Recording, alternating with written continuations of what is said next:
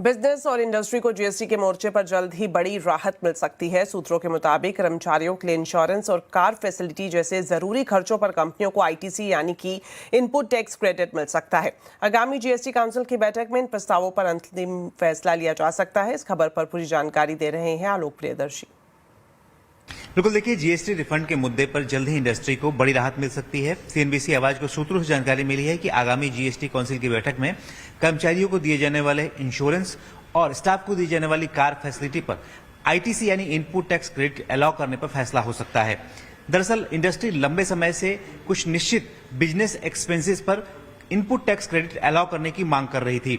लिहाजा इस प्रपोजल को वित्त मंत्रालय में जो जीएसटी पैनल्स है, खासतौर से लॉ पैनल, उस पर और फिटमेंट कमेटी दोनों में विचार विमर्श हुआ है और इन दोनों एक्सपेंसेस पर इनपुट टैक्स क्रेडिट अलाउ करने पर सहमति लगभग बन गई है।